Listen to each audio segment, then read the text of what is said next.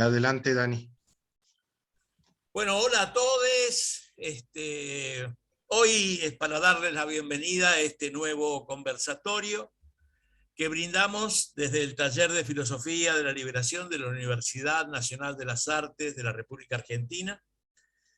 Y la temática que nos convoca le es muy propia al curso taller que estamos brindando y refiere a las 3 redacciones de la ética de Enrique Dussel, que estará a cargo del compañero Abdiel Rodríguez Reyes de la República de Panamá y responsable de AFIL de Centroamérica. Hoy nos acompaña Ana María Etlis, quien hará la presentación del disertante, y la coordinación estará a cargo de Mariela Obando de Guatemala y Enrique Díaz de AFIL Argentina.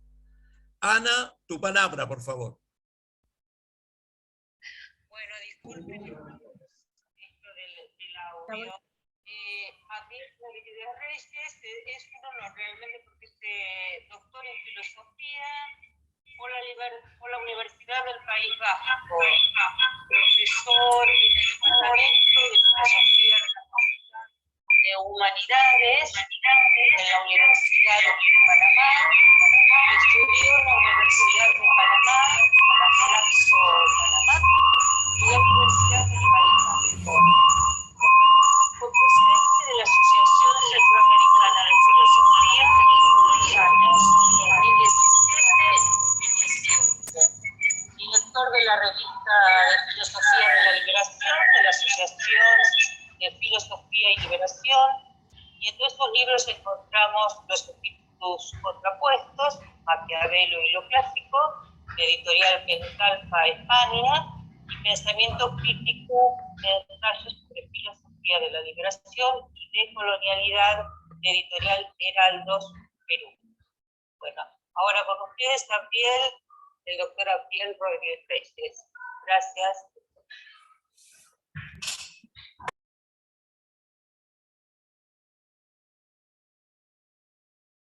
Ya, ¿verdad? Buenas tardes a todos y a todas. Quiero agradecer a las y los compañeros del Taller de Filosofía de la Liberación, Enrique Dussel, y particularmente a Daniel por esta invitación que me llena de mucha honra participar en este taller, y mi propuesta de intervención hoy para dialogar un poco se titula Las 3 redacciones de la ética de la liberación de Enrique Dussel, que bueno, es el maestro de todos nosotros. Entonces, la idea de plantearles estas 3 redacciones de la ética es un poco para señalar que no solamente se debe hablar de una ética de la liberación en un sentido homogéneo, sin comprender de que esta ética de la liberación que tenemos hoy es el resultado de un largo proceso de reflexión de más de 50 años, y que hoy, en ese sentido, tenemos, luego de muchos años de trabajo del maestro, tenemos uno de los productos, entre comillas, pues productos, no en el sentido fetichizado, es uno de los productos de la filosofía más sofisticadas que hay, no solo desde nuestra Via Yala, sino del mundo, pues una ética de la vida que es una ética que está a la altura de nuestros tiempos históricos, y que trata de hacerse las preguntas esenciales, e incluso trata de brindar algunas respuestas ante estos tiempos de suicidio colectivo, como diría el gran Franz Hinkelhammer. Entonces, voy a dividir mi ponencia, o tratar de exponer en 2 sentidos. Una primera parte un poco más enfocada a cómo va evolucionando esa ética, que, que no es que sea diferente una de la otra, pero tampoco es lo mismo. Hay procesos de maduración que se van viendo claramente, hay conceptualizaciones que se van dando y que dan como resultado, como decía, una de las propuestas más sofisticadas que tenemos en la filosofía y en la ética mundial. Eso por un lado. Y lo segundo, porque cuando luego estaba pensando un poco, es que de repente esa presentación así, solamente hablar de las 3 redacciones de la ética quedaba muy abstracto. Entonces voy a tratar de aterrizar en qué consiste ese proceso de evolución del maestro Dussel, pues, con respecto a la ética. Entonces, un poco, después de todo, no sé cuánto tiempo tengo. Allí me van cortando, me van diciendo. Como decía, yo planteo que hay 3 redacciones o 3 momentos de la ética.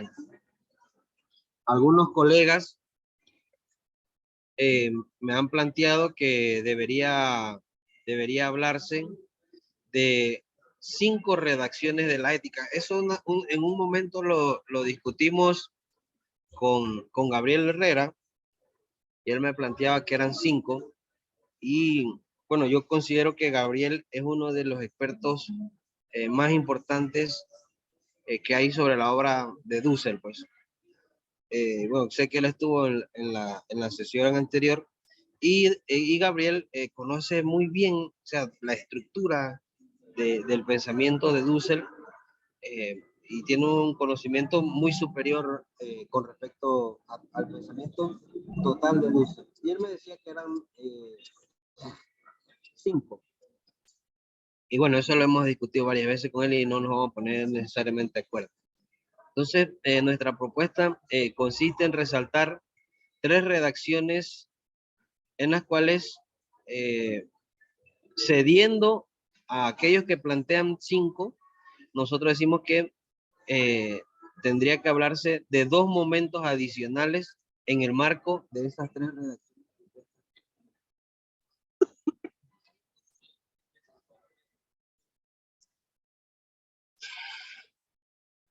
Es decir, la ética de Dussel no es una, pero tampoco son varias. Su ética de la liberación es el resultado de un largo proceso de reflexión de 3 décadas. 3 décadas, 3 décadas de trabajo intenso y explícito sobre eso. Pero si lo analizamos en un arco de tiempo, serían más de 50 años. Vamos a proponer un esquema de reflexión cada vez, para que se haga cada vez más explícito estos 3 momentos, porque en estos 3 momentos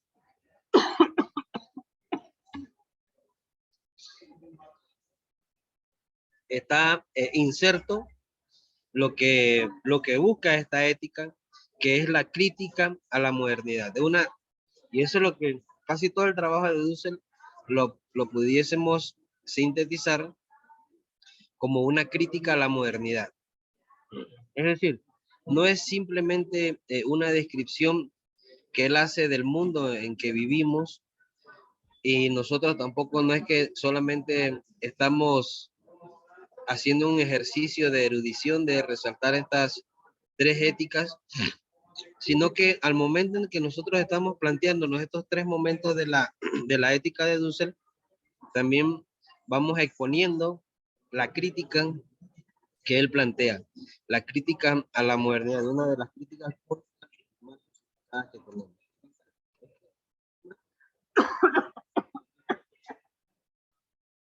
Me disculpan un poco por la tos también, pero bueno, no podía quedar mal y por eso estoy interviniendo hoy.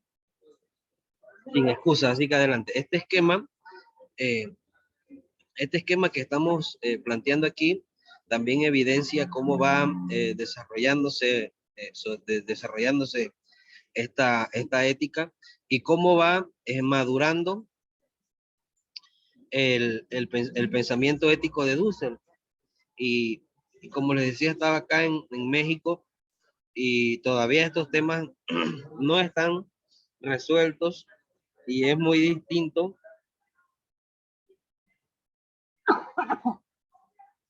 Es muy distinto los momentos de la ética porque todavía estamos discutiendo y en esto las feministas o desde el feminismo se pone mucho énfasis en el lenguaje y en los supuestos que utilizó Dussel en la erótica de la liberación, que eso es lo que yo considero que forma parte de la primera ética. Y todavía vemos que en la erótica de la liberación hay muchos elementos que desde la filosofía de la liberación habría que superar, porque el lenguaje que utilizó el maestro quizás no está muy a tono a la actualidad. Pues. Bueno, por eso lo escribió también en el 60 y hay que tener en cuenta eso. Pero, es decir, incluso la forma como van desarrollándose estas éticas es motivo de debate en la actualidad. Entonces, empecemos por plantearnos la siguiente pregunta. ¿Qué significa eso de las tres redacciones? A primera vista puede parecer una, como les decía, y que no quiero que se quede allí, como un ejercicio de erudición para decir, bueno, hay tres momentos en la ética. No se trata de eso, sino de ver dónde, por qué nosotros nos planteamos esos tres momentos y a dónde queremos llegar.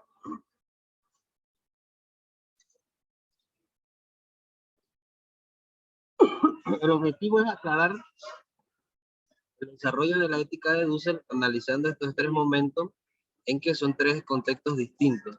Las propuestas éticas de Enrique Dussel todas tienen como un eje articulador, como ya todos ustedes saben aquí, el tema de la liberación.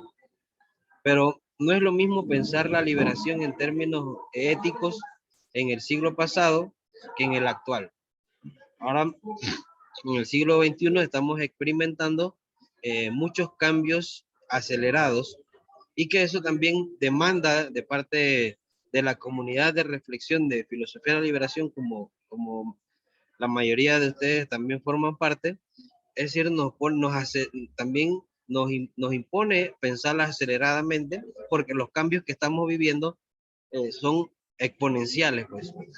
Y tenemos que pensar en ese sentido a contracorriente y rápido también. Eso no dice que, eso tampoco significa que tengamos que dejar de pensar prudentemente, porque yo creo que si algo ha hecho el maestro Dussel es que pensemos radicalmente el momento, pero también que seamos prudentes.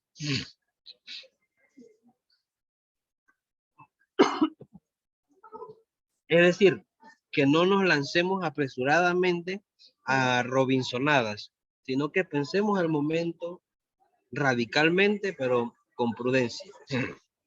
Pero lastimosamente el siglo XXI es así, nos impone pensar aceleradamente.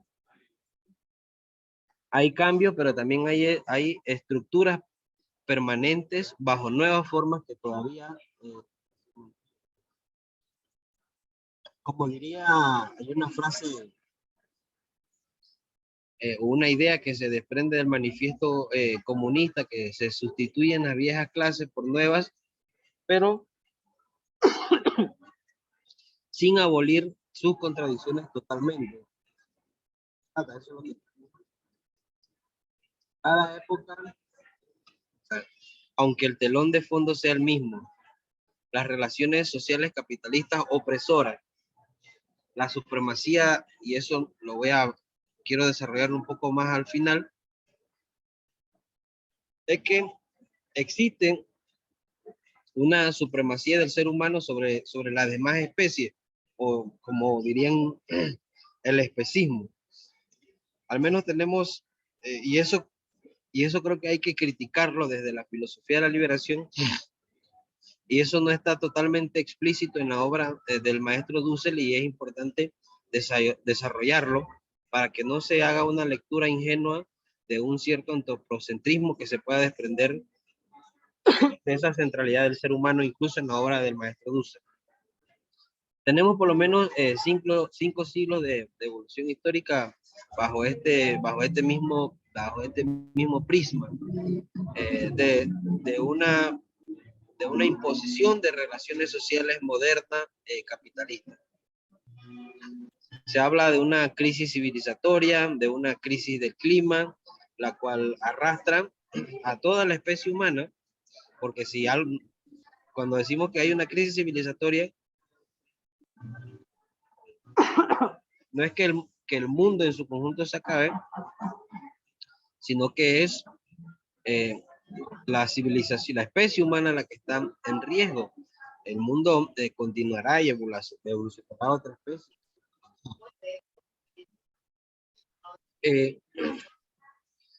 Y bueno, habiendo dicho esto como una especie de introducción,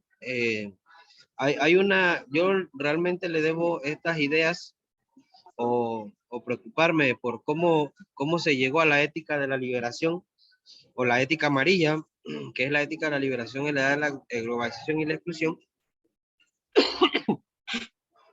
Esta preocupación yo se la debo más que todo a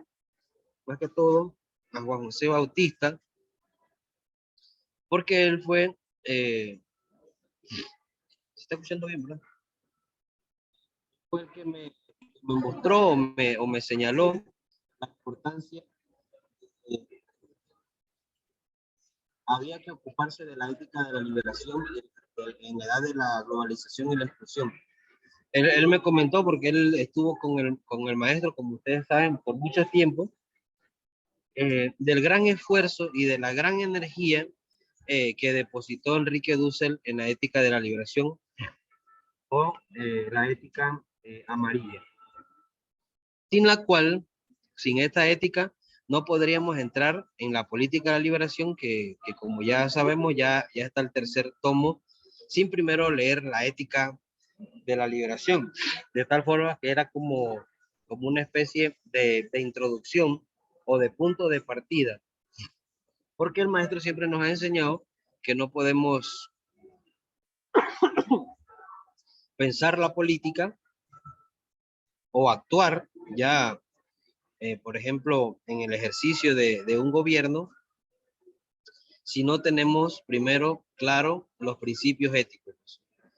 Y esa es la importancia de la política de la liberación, que tenemos que tener primero principios éticos para actuar políticamente, o si no, ocurre lo que está pasando con gobiernos progresistas, que siendo progresistas no necesariamente llevan un programa político de izquierdas o un programa político por la vida, que eso es lo que desde la ética de la liberación creo que todos quisiéramos, es decir, que los gobiernos progresistas tuviesen programas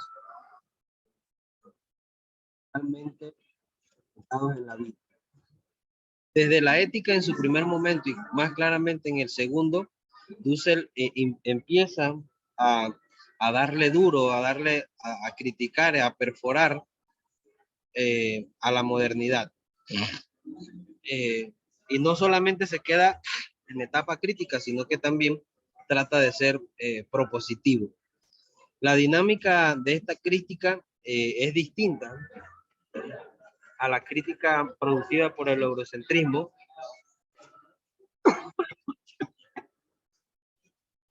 Por ejemplo, a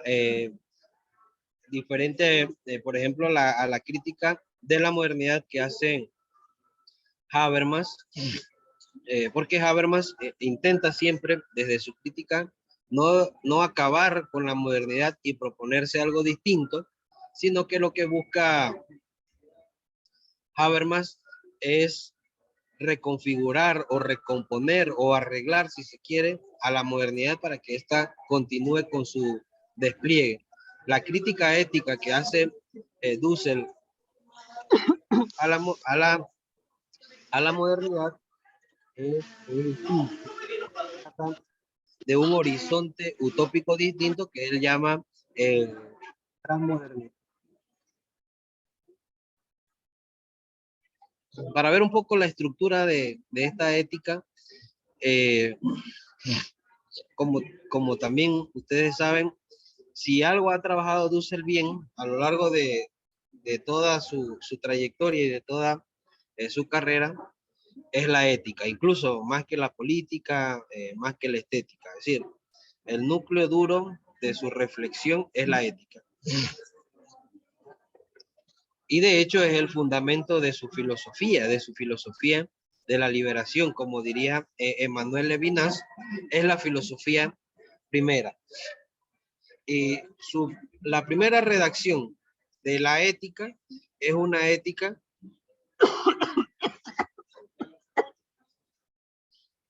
estrictamente una ética influenciada por Emmanuel Levinas. Esa es la primera.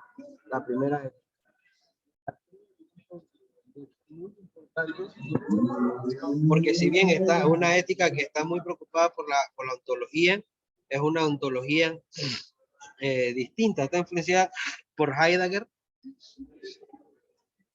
pero es una ética también, como decía, influenciada por Emmanuel Levinas. Y aquí es muy importante la cuestión del otro. Esto sí del otro se va a mantener en toda la reflexión ética de Dussel. Aunque bueno, él en la tercera redacción diría que ya no quiere saber nada de Heidegger.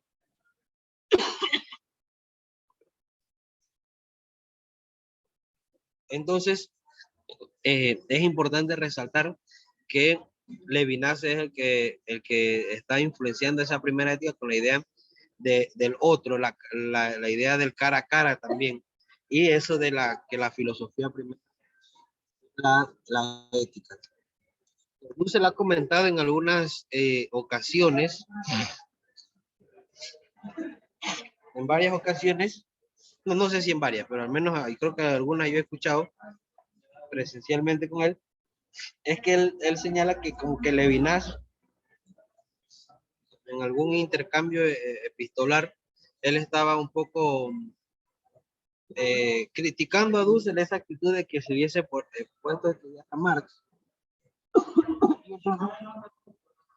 La diferencia que vemos entonces con la segunda redacción de la ética, que es la ética amarilla, que la ética de la liberación, de la exclusión, de la globalización y la exclusión. Entonces, la primera ética no es marxista. Y si ustedes la han revisado, supongo, vemos que cada vez que el maestro cita a Marx en estos primeros tomos, para una descripción de la historia de la ética, que es una de sus primeras obras. Después también está para una ética de la liberación latinoamericana, que son los dos tomos que salen en luego están los otros 3 tomos que él titula Filosofía Ética Latinoamericana. El primero de esos tomos es de la erótica a la pedagógica. El segundo de esos tomos es la política latinoamericana y la tercera es la arqueológica latinoamericana. Esos 6 tomos son los que componen la primera redacción. Aquí vemos que hay un distanciamiento, un alejamiento, o que el maestro Dussel tiene cierto rechazo a Marx, o cada vez que se cita a Marx, no necesariamente para asumir su posición. En cambio, en la segunda ética, en que él empieza a mediados de la década del 80 a debatir con Apple, pero que anteriormente y justamente a lo largo de toda esa década está leyendo sistemáticamente a Marx, no a los marxismos, no a los marxistas, sino al mismo Marx. Y por eso que el Marx de Dussel es un Marx distinto, porque él está solo enfrentado con el autor. Por eso por ejemplo, un tipo como Julio Volvinic que es un gran cientista social mexicano, dice que no entiende nada cuando lee algunos textos de Dussel sobre Marx, porque como que no encaja en ningún lugar. Y es precisamente ese encaramiento con el autor que hace Dussel directamente que le va produciendo un nuevo Marx, un Marx de Dussel. Hay varios textos que ya han escrito, creo que un compañero también de Argentina, Teruel, que ha escrito sobre el Marx de Dussel, que es un Marx.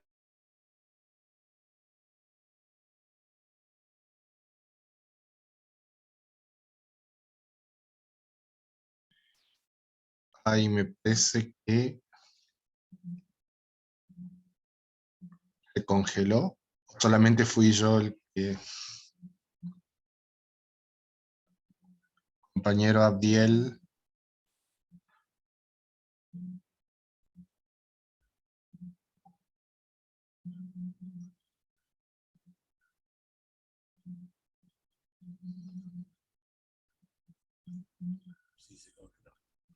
Se cortó, ¿verdad? Ahí viene, ahí vino por Ahí otro está, lado. ahí está. Hola, me conecté, ¿me escuchan? Sí, Muy sí se bien, escucha. sí. Ah, es cierto que no sé, él no nos escucha a nosotros. ¿Me escuchan, verdad? Y le pongo en el chat. Sí, bueno, voy a seguir. Oye, miren, me disculpan porque, como les decía, estoy en México y no estoy en mi lugar habitual de trabajo y esto es un caos para mí. Y me quedé sin mis apuntes también. Bueno, miren, entonces, como les decía, esta segunda redacción de la Ética de la Liberación, a diferencia de la primera, es una ética, en cambio, es una ética que tiene un contenido material que le viene dado de Marx.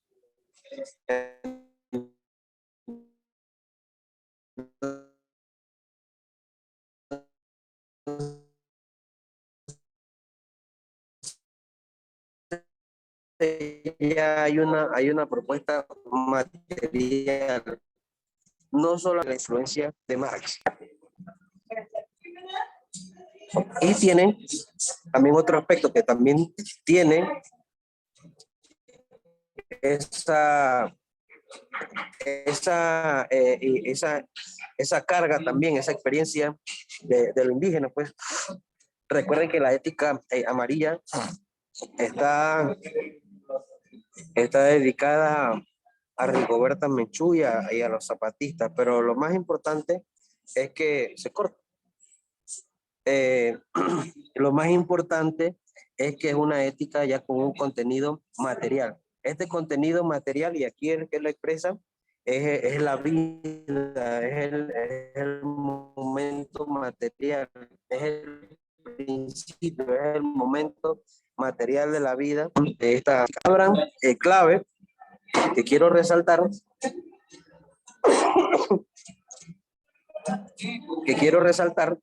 es el tema de la reproducción. Dussel en esta segunda redacción de la ética habla de reproducción de la vida. Pero si nosotros nos ponemos a pensar un poco en el concepto de reproducción, pareciera que todavía hay una carga especista, una carga antropocéntrica en este concepto. No como en la primera ética, en la cual estaba la idea de que era muy importante, por ejemplo, demográficamente, tener hijos para la reproducción de la vida. Aquí, la reproducción de la vida no necesariamente significa eso, pero el mismo concepto de reproducción de la vida tiene una carga muy antropocéntrica. Hace mucho énfasis solamente en la vida de la especie humana. A diferencia de la tercera ética, y eso fue lo que yo resalté un poco, fue que él entonces habla de afirmación de la vida. Y con eso, bueno, quiero terminar esta primera idea de las 3 redacciones de la ética. Porque en esta tercera redacción de la ética, él no solamente habla de reproducción de la vida, sino que habla de afirmación de la vida. Y si nosotros decimos afirmación de la vida, eso a mí me parece que tiene mayor potencia que solamente decir reproducción. Por eso que así en un ejercicio de replantearnos en comunidad, yo diría que es más enriquecedor hablar de reproducción y afirmación de la vida. Me parece que es una idea con mayor potencia, porque la afirmación tiene mayor potencia. No sé si el maestro explícitamente empieza a utilizar afirmación de la vida en este sentido, en esta tercera redacción de la ética, que es el libro 14 tesis de ética. Además de decir que rompe totalmente con Heidegger,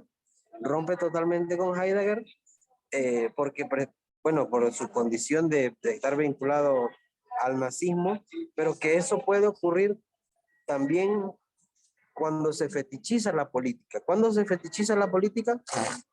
Cuando entramos al gobierno y entonces no seguimos el programa del pueblo, no seguimos el programa de reproducir y afirmar la vida, porque quedamos fetichizados ante el poder, como ha pasado con muchos de nuestros actuales, o mejor dicho, con algunos de los actuales dirigentes progresistas con los cuales uno simpatizaba cuando estaban en oposición, pero cuando están en un gobierno, cambian su programa de gobierno.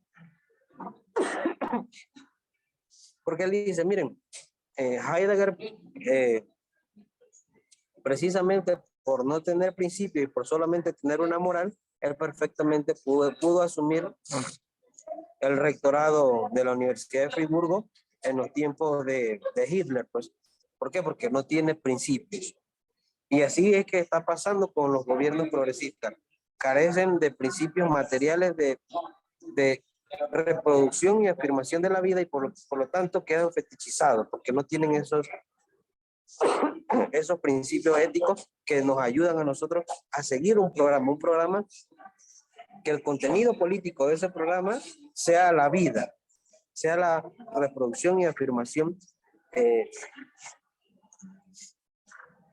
de la vida.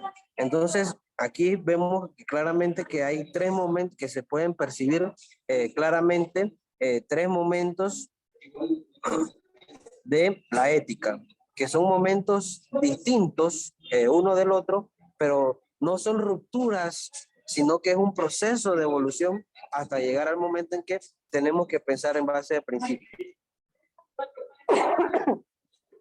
Y bueno, con esa idea quiero plantearles la otra idea con la cual quiero terminar. Y es que nosotros nos tenemos que plantear un principio material de afirmación, de reproducción y afirmación de la vida, y que ese principio sea en metabólica relación, esa idea es marxista, que está en el capital de lo metabólico entre el ser humano y la naturaleza. Y esa idea la podemos asumir con Marx y con Dussel, y entonces que ese principio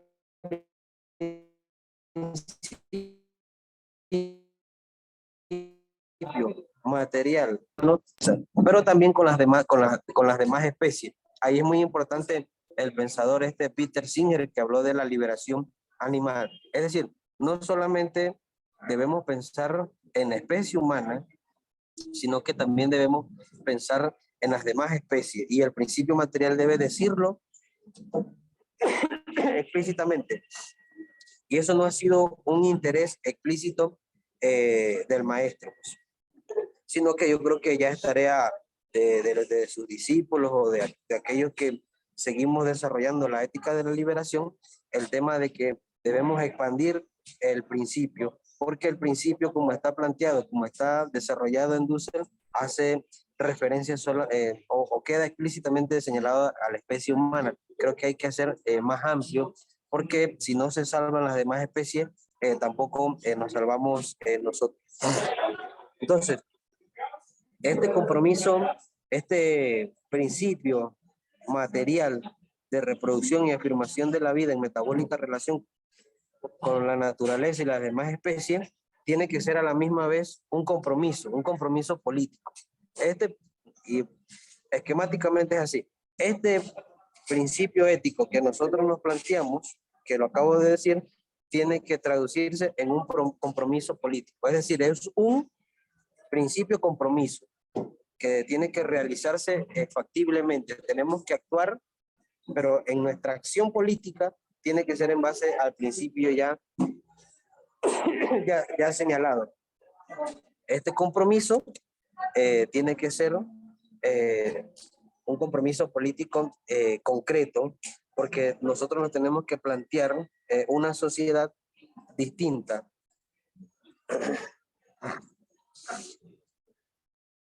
Tiene que ser una sociedad distinta, incluso tiene que pensar la ciencia de forma distinta. Eso también lo he estado pensando y tengo que escribirlo en ese mismo sentido, porque tenemos que incluso plantearnos una nociología de la liberación. Y ya los pensadores y pensadoras indígenas han reflexionado al respecto, porque en la nociología moderna o en la metodología de la investigación moderna siempre nosotros nos planteamos el sujeto y el objeto. Eso ya tenemos que plantearnos algo distinto, es decir, no podemos ver a las comunidades como objetos de estudio, no podemos ver a la naturaleza como objeto, incluso no podríamos ver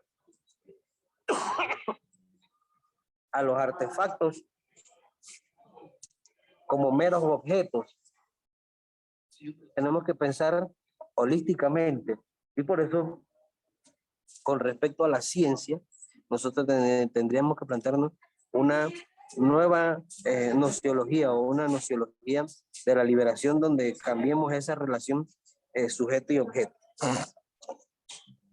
Pero con respecto y volviendo al tema de que nosotros tenemos que pensar en una sociedad distinta, no me gusta plantear las cosas dualmente, es decir, bueno, que denunciemos el patriarcado y que tengamos la solución, porque no sabemos realmente cuál es la solución.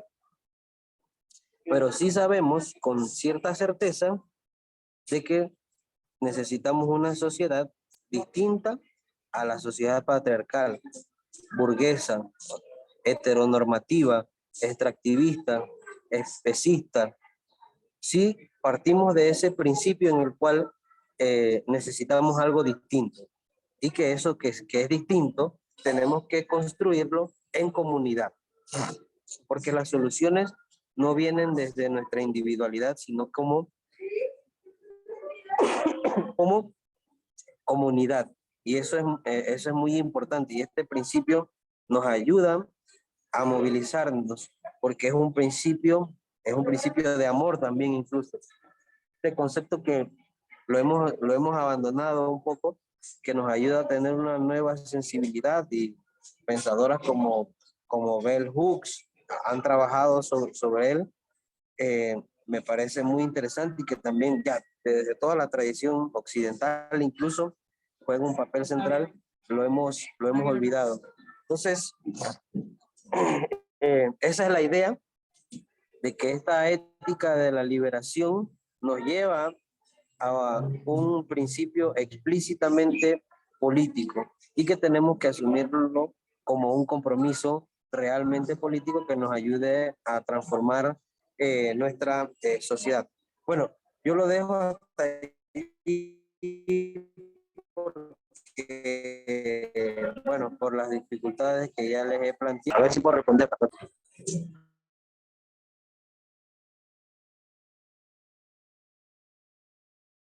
Mariela, Henry, ¿le ponen las preguntas al compañero Abdiel que están por chat? Sí. Oye, miren, aquí estoy leyendo una pregunta. Yo puedo leer la pregunta aquí. ¿Me escuchan? Buenísimo. Uno piensa que la reproducción va más allá de la ciencia, de la filosofía, etc. Si no es propositivo como lo manifiesta en uno de tus escritos no hay pensamiento crítico. Entonces, el primero sería el carácter transformador, en segundo lugar, el pensamiento propositivo.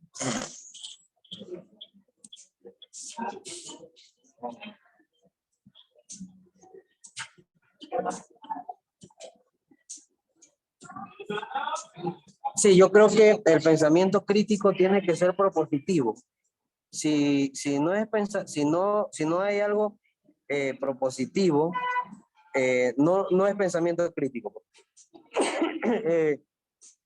Bien, ahora bien, esto propositivo no necesariamente es que tiene que ser realizable inmediatamente.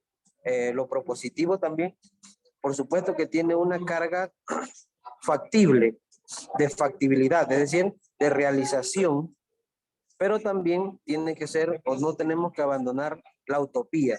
Y aquí hay un problema, porque muchos de los que nosotros pensaban que eran pensadores críticos, abandonaron la utopía. Y yo creo que la filosofía de la liberación, y particularmente el pensamiento del maestro Dussel, es no perder el horizonte utópico que él llamó transmodernidad. Y bueno, eso ya sería tema de otro debate, hablar de la transmodernidad. Pero lo que sí tengo certeza es que lo propositivo aquí es que no perdamos de vista el horizonte utópico de la transmodernidad, que es una sociedad distinta a esta sociedad moderna, en la cual no necesariamente se reproduce la vida.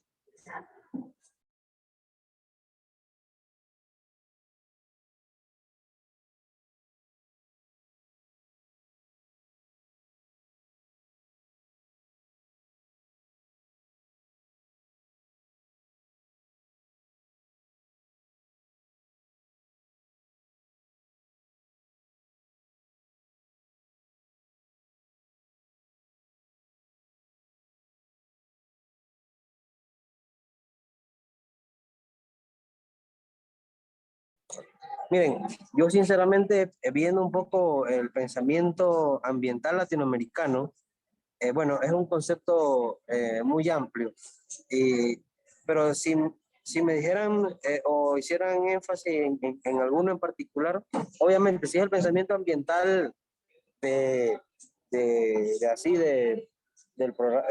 Naciones Unidas o eso del desarrollo sostenible, por supuesto que yo creo que ellos tienen muchos límites y reproducen todavía el pensamiento moderno. Porque si tú dices y eso es lo que hacen muchísimos ambientalistas de Naciones Unidas o de incluso de las universidades que andan teorizando sobre el desarrollo sostenible,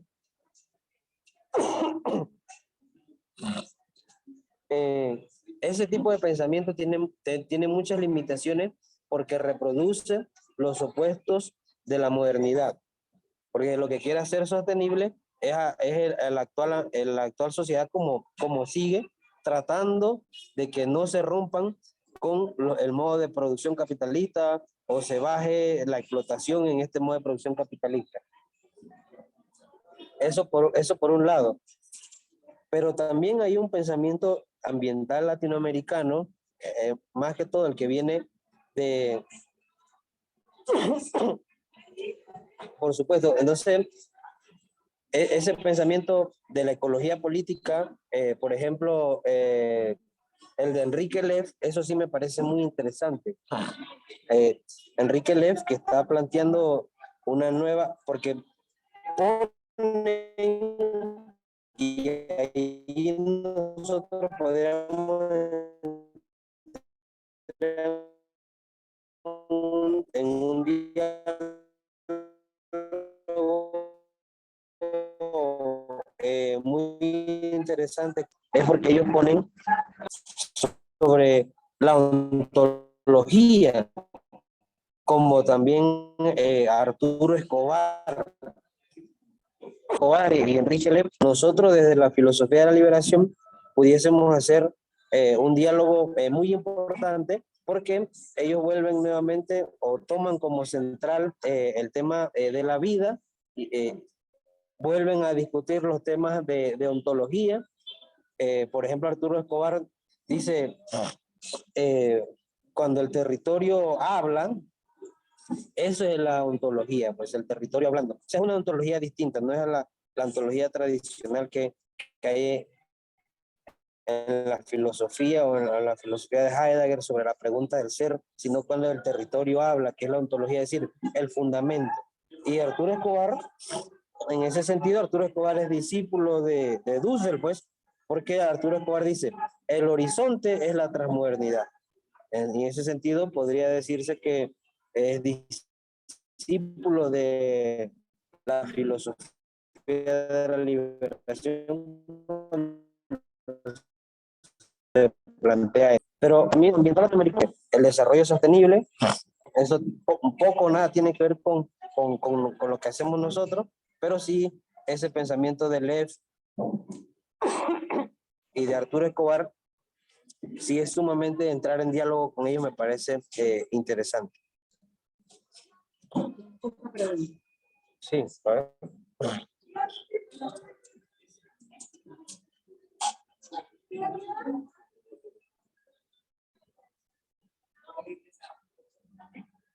No es lo que más o menos está diciendo. Hay una pregunta.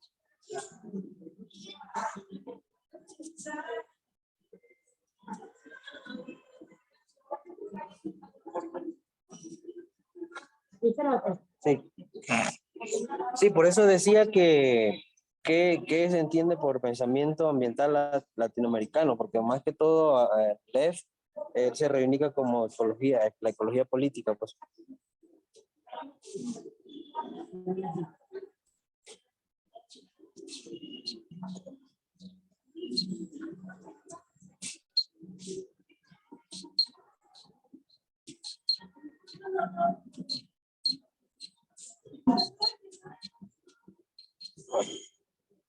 Un poco de la ética con la mística, y bueno, yo más que todo estoy también pensando un poco en la ancestralidad que desarrolló Juan José Bautista, pues, y allí también hay un diálogo muy interesante, pues, muy interesante, porque también tenemos que tener los oídos abiertos a nuestra ancestralidad de nuestros pueblos aurorales.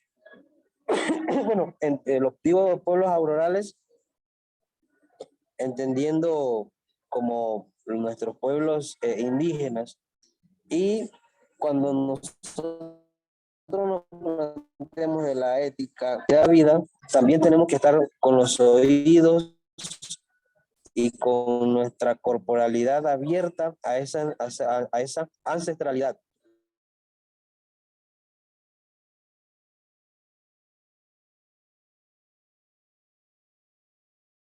Ancestralidad de nuestros pueblos aurorales, que tienen tanto un pueblo como núcleo de reflexión, como núcleo central de su propia vida en la naturaleza.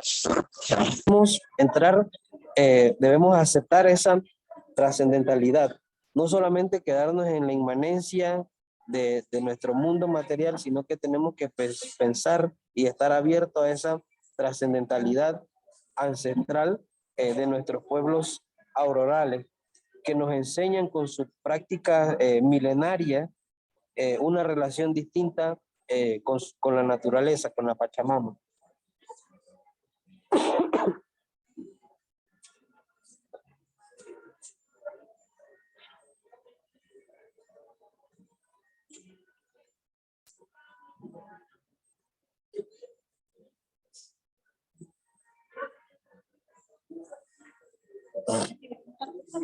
¿Me escuchan? Acá hay una pregunta, dice, personalmente Claudia Gota pregunta, porque se dice que no se escuchan las preguntas y por eso las voy a leer. Personalmente trabajo el saber indígena y originario como saber ambiental al servicio de una nueva ética desde, por y para la vida. Por eso ellos hablan de comunidad y no de sociedad, y en esa idea de comunidad conciben como partícipes no solo a los animales, sino también a la laguna, al monte, a los cerros, etc.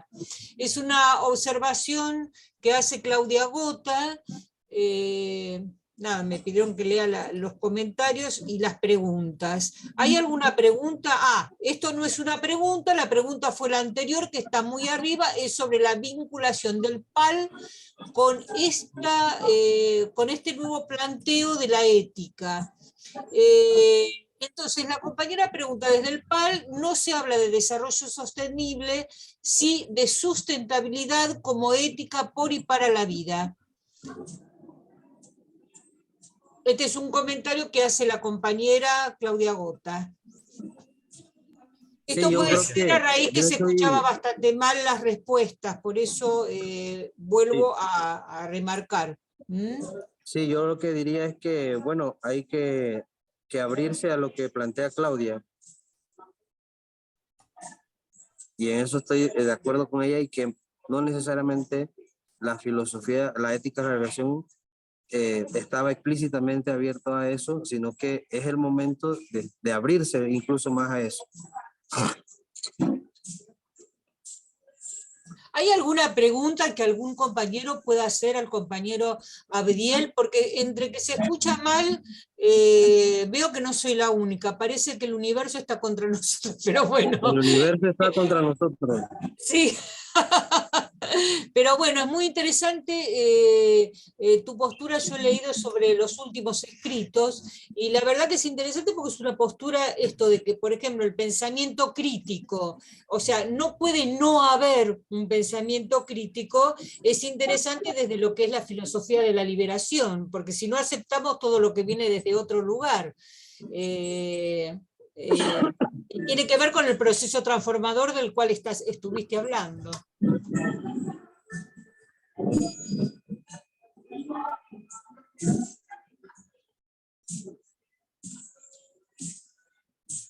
Si querés comentar alguna cosa, Abdiel.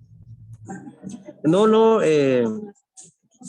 yo creo que estamos en un momento también de un diálogo, y la pandemia, bueno, Dulce lo ha dicho esto varias veces, la pandemia nos ha permitido estos diálogos, lamentablemente por un lado, pero hemos sufrido la pandemia, pero por otro lado también hemos disfrutado este diálogo con ustedes, pues que antes no era tan fluido.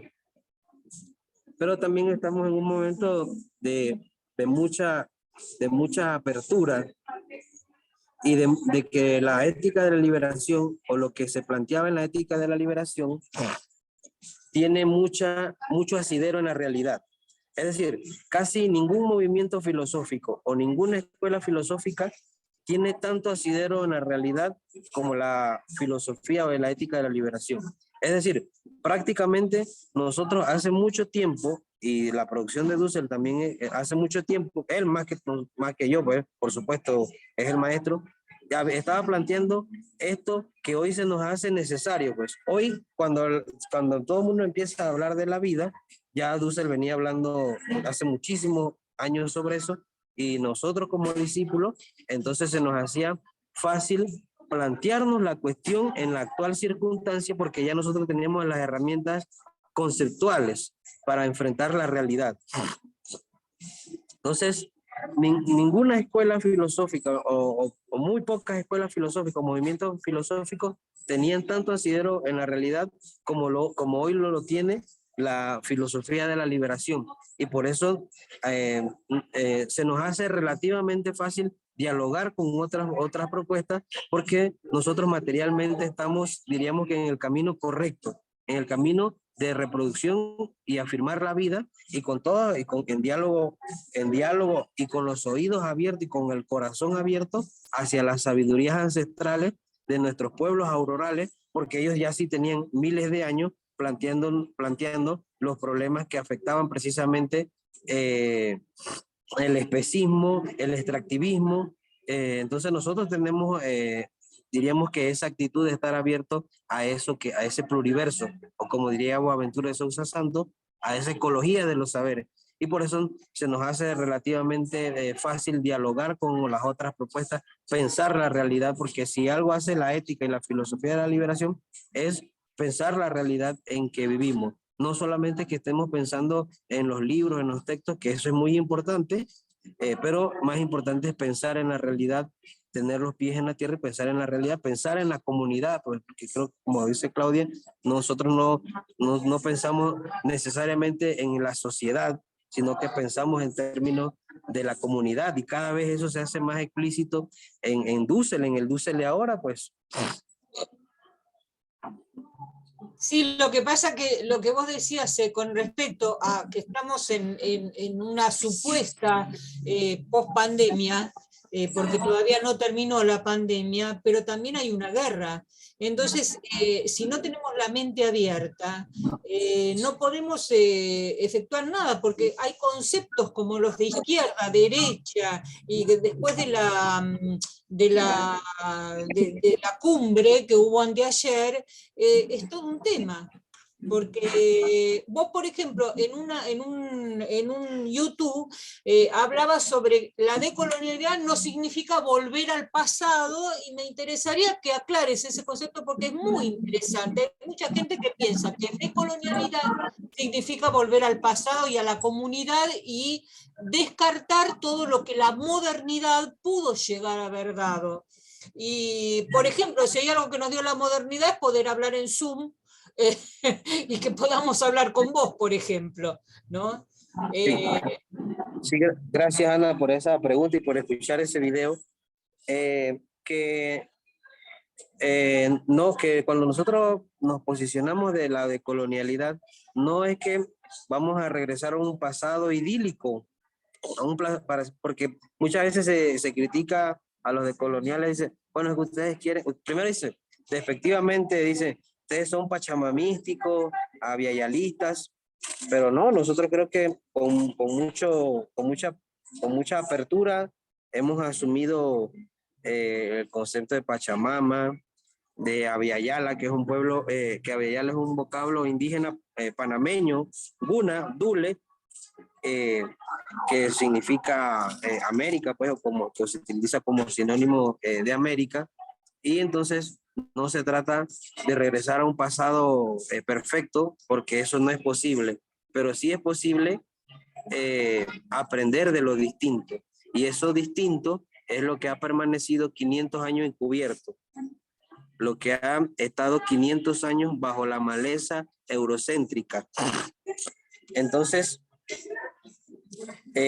no se trata de regresar a ningún pasado idílico, y podemos ubicar a muchos críticos que hacen ese tipo de críticas. Lo que nosotros queremos es un pluriverso, a lo distinto. A eso precisamente la reproducción y la afirmación de la vida. Y eso es lo que yo creo que es importante en este momento, pues.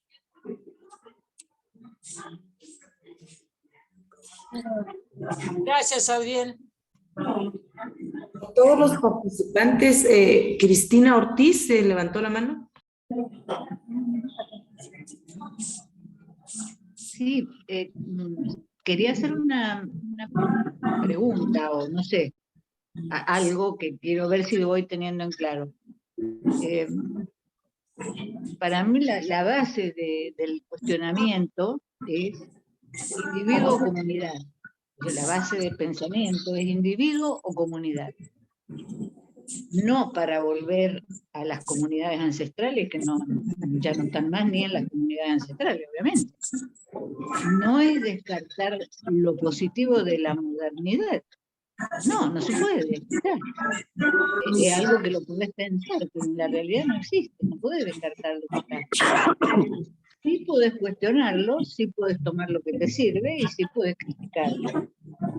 Y básicamente la comunidad no como pequeñas comunas, no, la comunión, la comunidad de individuos. Los individuos aislados no existen, no existieron nunca ni existirán. Es un cuento chino que nos mandó la modernidad.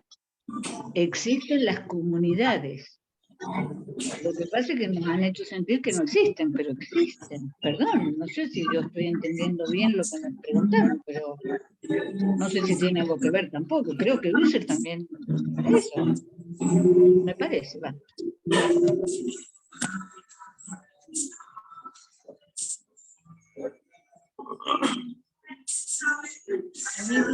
Lili Etis, su última pregunta, y si hay alguna otra última pregunta desde el cierre. Yo, es muy cortito lo que voy a decir. Después de escuchar Abdiel. Yo parto primero de la contradicción fundamental que es o modernidad o seguir con un sistema diferente, que tiene que ver con la vida. Es decir, que me parece que Dussel lo que plantea es esta cuestión principal, que es o la vida o seguir con la modernidad y sus derivados. Dentro de esos derivados, Abdiel comenta sobre el tema del pensamiento crítico, y yo quería preguntarle a él algo sobre el tema porque pensamiento crítico tiene todas las corrientes, y cuando él se refiere a pensamiento crítico, ¿a qué se refiere? Si se refiere al pensamiento crítico en donde incluye a la desigualdad social, o si cuando habla de pensamiento crítico se habla de otra cosa, porque hay muchas definiciones al respecto, inclusive en Dussel, y no se entiende muy bien en esta época a qué se refiere, porque me parece como que el recurso solamente del pensamiento crítico no alcanza. Y también acuerdo con lo que dice la compañera, que creo que Cristina lo había dicho, me parece, sobre el tema de que hay varias comunidades y cómo se aprenden, digamos, estos nuevos modos de trabajar en diversidad.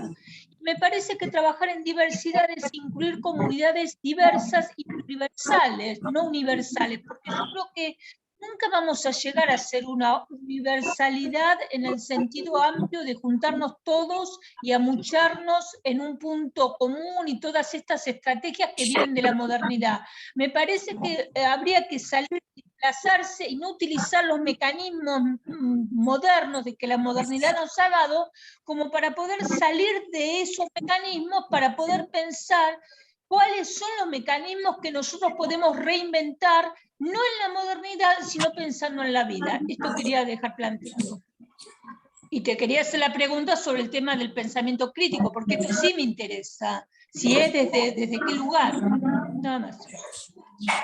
Sí, bueno, voy a responder un poco a eso. Sí, si decimos pensamiento crítico es como muy amplio, muy abarcador. Yo creo que incluso hablar de pensamiento crítico latinoamericano ya queda muy abierto, pues. Pero sí existe un pensamiento, yo creo que sí existe una tradición de pensamiento crítico latinoamericano, en el cual Dussel forma parte a grosso modo, Dussel forma parte de ese pensamiento crítico latinoamericano. Y ese pensamiento crítico de Dussel en esa amplia tradición, considero yo entonces que es un pensamiento radical, que es un pensamiento también que es distinto, porque Dussel es uno de los pocos que se cuestiona a la racionalidad moderna. Eso es lo que yo diría que, y no desde ahora, sino desde hace, qué sé yo, 50 años, que él se dio cuenta que el problema no solamente era, diríamos, que el capitalismo, la derecha, sino que el problema también era la misma racionalidad moderna. Y eso lo hace un poco distinto, porque él se va a la raíz del problema, porque no solamente es el modo de producción capitalista y las relaciones sociales capitalistas, porque el capitalismo son relaciones sociales, sino que también era la misma racionalidad moderna la que era el problema. Entonces, después, más adelante, los decoloniales van a tomar esa idea como parte de su programa de investigación, pues. Entonces a mí me gusta mucho la denominación pensamiento crítico decolonial, Pero ya también, incluso también, ya eso también está, es que estamos viviendo cambios tan acelerados que debemos trabajar rápido, las conceptualizaciones entran en desuso, quedan desfasadas, pero todavía me parece que hablar de pensamiento crítico decolonial es bastante esclarecedor, porque partiendo del pensamiento de Dussel, de Aníbal Quijano, de María Lugones, vamos visualizando o viendo otro panorama, poniendo otros problemas que el pensamiento latinoamericano no ponía sobre la mesa, pues. Hablar de encubrimiento, del encubrimiento de Abya Yala, hablar de exterioridad, de racionalidad, de criticar a la racionalidad moderna, criticar al eurocentrismo, criticar al patriarcado como lo hace María Lugones desde el fundamento mismo. Eso entonces nos abría otro horizonte. Así que yo creo que sí es necesario que cuando hablamos lo hagamos lo más explícitamente posible, pues, y porque el pensamiento latinoamericano es muy amplio, pues. Por último, Claudia, y luego le dejamos la palabra de despedida a Daniel Yamonte. Bien, gracias. No sé si se me escucha bien porque tengo problemas de conectividad. ¿Se escucha? Bueno, yo escribía porque pensaba que Adriel no escuchaba, si no hubiese intervenido antes en forma oral. Coincido con que muchas veces las etiquetas que quedan subsumidas en el ámbito de la academia terminan siendo insuficientes. Por ejemplo, el pensamiento crítico, por ejemplo, el mismo pensamiento ambiental, y hasta lo descolonial o lo postcolonial. ¿Esto por qué lo planteo? Lo planteo porque yo, sin llegar a ser autorreferencial, cada uno habla de sus propias experiencias y sus propias lecturas. Y las lecturas, que no son muchas, que tengo de Dussel, las pude articular con otras formaciones, pero básicamente también con mi militancia en los territorios. La racionalidad ambiental abreva en la misma línea de Dussel en esta interpelación a la racionalidad economicista del capitalismo y de la modernidad, pero más allá de esto que planteó también Lander, de la naturalización de las desigualdades sociales, de la supremacía de la ciencia, con claridad de que esa externalización de la naturaleza implicó también hoy la mercantilización de todas las expresiones de vida. Y ahora entramos claramente nosotros allí, que pensamos que estábamos por fuera, porque vienen también, como claramente lo plantean otras líneas, entre ellas el feminismo, en nuestros cuerpos, ¿no? Entonces no es solamente, no es que tiene que ser o Quijano, o Lugones, o Dussel, o Leff, sino que todas estas cuestiones tienen un mismo fin, que es interpelar los paradigmas hegemónicos que nos llevaron a este desvincularnos de la pulsión de vida, ¿no? Como en el planteo de Dussel, y de poder poner sobre todo esta defensa y esta afirmación por la vida, que no es solamente la de los hombres y las mujeres, o sea, por eso no debe ser ni antropocéntrica ni androcéntrica, y tampoco feminista, sino abreva en la interculturalidad y en otras formas de estar siendo, que no son solamente indígenas, son afrodescendientes, son de los saberes populares que tuvieron otra raigambre por estar décadas o centurias en un territorio donde se dio el mestizaje, que dio lugar a un mestizaje cultural y a un pensamiento distinto. Coincido, es la diversidad y está todo por hacerse, y nada debe ser puesto por fuera, sino que hay una gran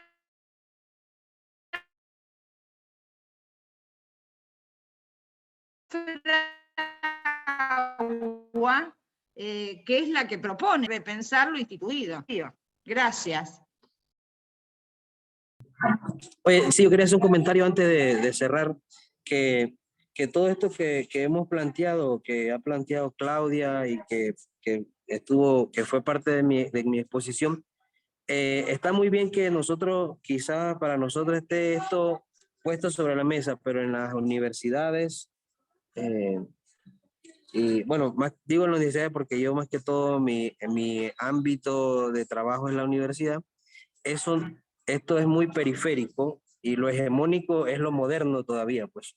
Y que todavía quizás para nosotros está muy bien esto y que quizás nosotros estemos relativamente de acuerdo, pero hay mucho trabajo por hacer para formar a las nuevas generaciones, para debatir con las nuevas generaciones que reproducen un pensamiento hegemónico, un pensamiento moderno, antropocéntrico, burgués, heteronormativo, patriarcal, etcétera. Y que es parte del trabajo que nosotros tenemos que hacer, es de construir esa visión dominante, moderna. Y que en ese sentido, quizás nosotros no necesariamente estemos de acuerdo, pero sí coincidimos en muchas cosas. Pero el resto de la sociedad, entre comillas, está reproduciendo algo distinto. Y eso es lo que precisamente nosotros tenemos que encarar, pues, y deconstruir y descolonizar.